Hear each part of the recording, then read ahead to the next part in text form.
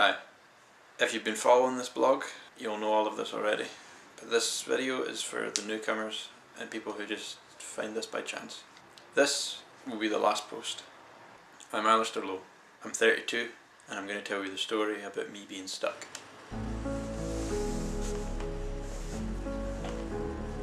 First, I should go back to the beginning.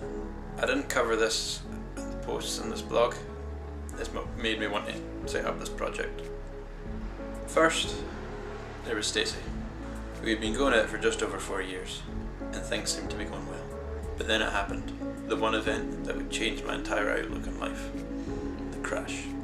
I was driving. Stacey was in the passenger seat. The guy came from nowhere. It was a huge lorry and drove straight through us.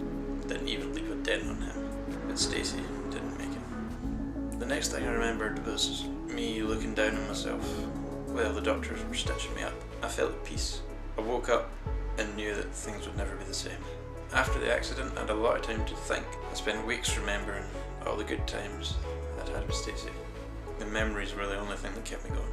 My out-of-body experience was probably the most at peace I had been in my whole life. It was then I decided to live my life like that, looking down on my life like a spectator. At this point, I started making this blog to document everything I was doing, so that I could share my findings with the world. I looked into different ways on how to escape my body. Astral projection, lucid dreaming, sleep paralysis, remote viewing. These were things that I'd never heard of before, but they're now a major part of my life. All these things filled me with hope. Made me feel that I could do this, I could reach my goal. But they all ended up in dead ends. But this didn't stop me. I started my own research. My first test was I memorised every inch of my room. I sat in this chair with my eyes closed and I tried to remember everything around me. I could see everything, including myself. The only drawback was that I had my eyes closed. Now all I had to do was learn how to do that with my eyes open. I read up on books on how to sleep your eyes open and ways to daydream. I could imagine myself within a daydream in the third person. I got used to this. I could walk around my flat and stay in the third person experience.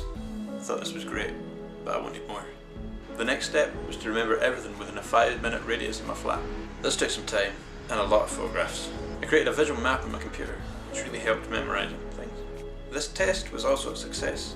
I managed to walk from one side of the 5 minutes to the other side without losing third person. I thought the findings were amazing, so I started making QR codes that via a mobile phone you could be linked to the website, and I thought this would help spread the word. And by absolute chance, I bumped into someone who already knew about my blogs on the street. It turned out he was good with the camera. He's also helping with the cutaway shots in this video. The next great breakthrough was that I reached a point where I didn't even have to memorise things. Because my eyes were open, I was seeing what needed to be seen, and I could instantly memorise it. This didn't come easy. I did do a lot of work on improving my memory. Things like brain training and silly things like that. Anything that would keep my mind active. I managed to keep up being in third person for a year or two. At fire alarms and other dangerous situations, I would jump back to first person. There was a point where I stopped noticing faces. I could only see blank, empty vessels walking the streets. But there was one face that stuck in my mind. We went out on a date. I did post it up on my blog. It was a highlight at the time in my life. But unfortunately, it didn't go well. She said that I seemed distant, which I can understand. So I tried coming out of third person and into first person, and found I couldn't. I was stuck.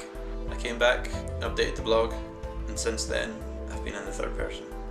Some time passed after that, and I just felt really unhappy. I had achieved what I'd set out to do, but I didn't think about the consequences.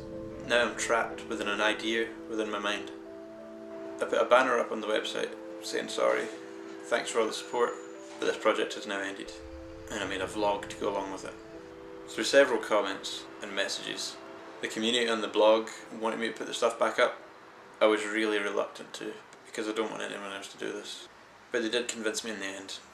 Now the website is up. There's a caution page saying please don't try this. This is only for educational purposes. Again, I beg you, please do not try this. I suppose the moral of this story is be careful what you wish for, because you might just get it.